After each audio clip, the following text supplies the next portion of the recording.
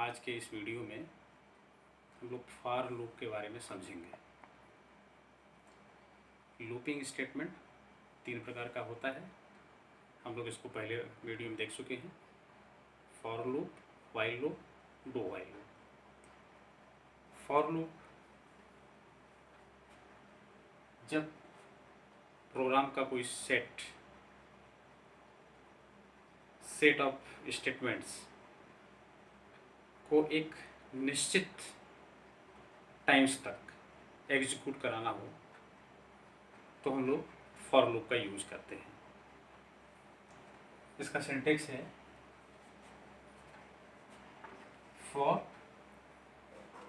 Expression 1 semicolon, expression 2 semicolon, expression 3। ये expression जो पहला है अपना एक्सप्रेशन 1 इनिशियलाइजेशन है। किसी वेरिएबल की वैल्यू को इनिशियलाइज करते हैं। एक्सप्रेशन 2 में कंडीशन दी जाती है और एक्सप्रेशन 3 में अपडेशन होता है, या तो इंक्रीमेंट होगा या तो डिक्रीमेंट होगा। कर्ली ब्रेस ओपन करते हैं। ये statement 1, statement 2, dot dot statement n, ये बॉडी ऑफ द लूप होता है। इस कंडीशन की ट्रू रहने की स्थिति में ये body of the loop execute होता है बार बार। इसके बाद ये क्लोज हो जाता है। इसको हम ऐसा समझ सकते हैं, ये फॉर जो लिखा हुआ है ये हमारा कीवर्ड है, और इस एक्सप्रेशन 1 के जगह पर यहीं पर हम देखेंगे तो हमारा सिंटेक्स है। हम लोग यहाँ पर इनिशियलाइजेशन की बात कर रहे हैं तो क्या होता है, i = 0। इस एक्सप्रेशन 1 के जगह पर हम लिखेंगे i = 0, i = 1, a = b, a = 5, कुछ भी इस टाइप का किसी भी वेरिएबल की वैल्यू देते हैं, इनिशियल वैल्यू देते हैं। तो यहाँ पर हमने दिया i की इनिशियल वैल्यू 0 कर दिए, और यहाँ इस एक्सप्रेशन 2 में i > ऐसे हमने अगर 5 दे दिया, और इस एक्सप्रेशन 3 में देते हैं i++। इसका मीनिंग होता है कि ये जितनी बार रन होगा i की वैल्यू 1 उसमें ऐड होती चली जाएगी। ये इंक्रीमेंट, i के बाद ये इंक्रीमेंट ऑपरेटर लगा हुआ है। तो होगा क्या कि 0 चेक किया, 0 > 5, कंडीशन ट्रू, तो ये एग्जीक्यूट होगा। फिर इधर आएगा तो ये i की वैल्यू एक बढ़ी रहेगी, ऐड हो गई, 1 > 5, एग्जीक्यूट हो गया। फिर i की वैल्यू बढ़ गई, 2 > 5, कंडीशन ट्रू। फिर 3 > 5, कंडीशन ट्रू। फिर 4 > 5, कंडीशन ट्रू। फिर 5 > 5, तो कंडीशन यहाँ पर फॉल्स हो जाएगी, तो ये वाला एक्सप्रेशन बंद हो जाएगा, और इसके नीचे कोई अगर स्टेटमेंट है तो ये एग्जीक्यूट होगा। तो ये हमारा फॉर लूप है। इसको अपने को इनिशियलाइजेशन, कंडीशन और इंक्रीमेंट या डिक्रीमेंट इस तरीके का हो सकता है, और ये बॉडी ऑफ द लूप है। इसको बोलते हैं सिंटेक्स।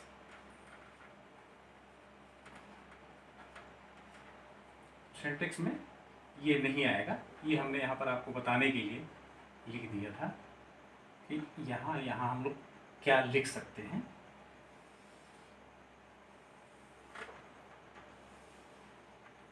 इस तरह से इसको लिख लेंगे, फॉर लूप का सिंटेक्स। व्हाइल लूप के बारे में समझेंगे।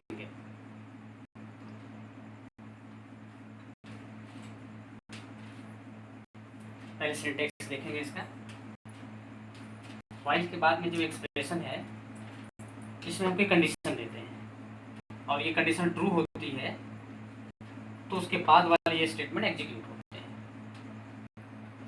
ये होता है व्हाइल लूप। तो व्हाइल हमारा रिजर्व कीवर्ड है। इसको हम इसी तरह से लिखते हैं। इस एक्सप्रेशन की जगह पर हम कोई इक्वेशन दे सकते हैं, किसी वेरिएबल, कोई वेरिएबल दे सकते हैं।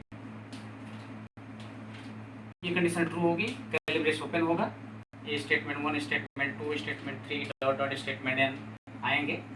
तो एक भी हो सकता है, दो भी हो सकता है, और दो से अधिक भी हो सकते हैं।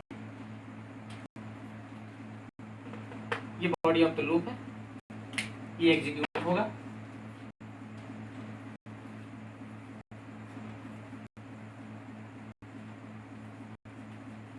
बॉडी ऑफ द लूप, कोई कैलिब्रेशन यहाँ पर बंद हो जाएगा। ये सिंटैक्स हो गया व्हाइल लूप।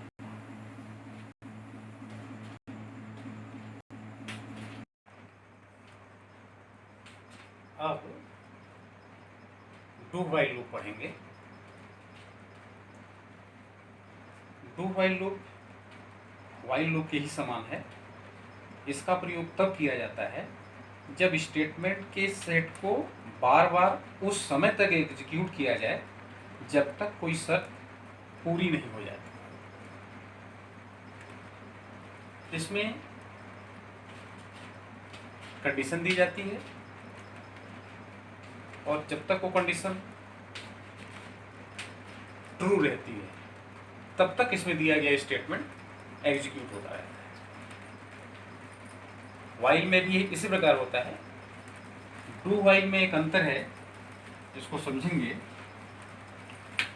इसमें डू के बाद में ये स्टेटमेंट दिया गया है और उसके बाद यहाँ व्हाइल दिया गया है, कंडीशन यहाँ होगा। इसमें क्या है कि कम से कम एक बार तो ये वाला स्टेटमेंट एग्जीक्यूट होगा ही, उसके बाद कंडीशन चेक होता है और कंडीशन ट्रू होने पर ये फिर से रिपीट होगा, फिर कंडीशन चेक होगा और फिर से ये रिपीट होगा और ये कंडीशन फॉल्स हो जाने की स्थिति में फिर स्किप करके ये आगे आ जाएगा। तो व्हाइल में क्या था कि पहले ही व्हाइल के बाद कंडीशन ट्रू होने पर ही आगे के स्टेटमेंट एग्जीक्यूट होते थे। डू व्हाइल में कम से कम एक बार ये स्टेटमेंट एग्जीक्यूट होगा, उसके बाद में ये में कंडीशन दी जाएगी और इसको हम चेक करते हैं, कंप्यूटर चेक करता है इसको और ट्रू होने की स्थिति में फिर से उधर जाता है एग्जीक्यूट होने के लिए, फिर से उधर जाता है एग्जीक्यूट।